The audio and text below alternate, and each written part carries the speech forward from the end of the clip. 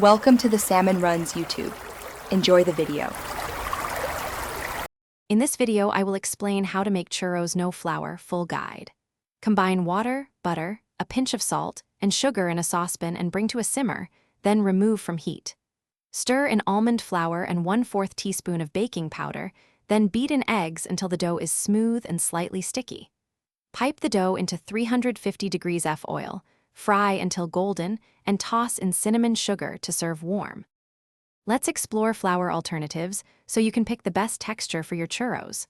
Almond flour offers tender results and a pleasant nutty note, while cassava flour stays closer to the traditional chew and crisp.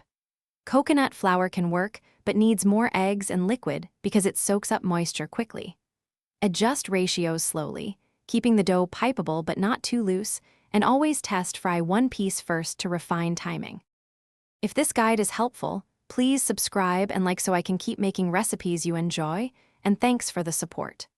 Quick recommendation: the Owala water bottle is great to keep nearby while you cook, preventing sticky hands and mid-recipe thirst attacks with its leak-proof design.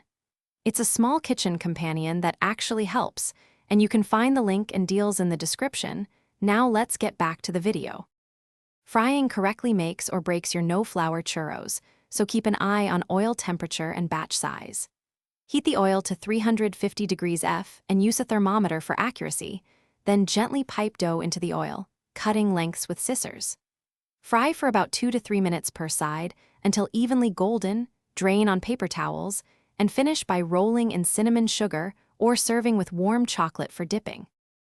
Thanks for watching. Consider subscribing if we helped you.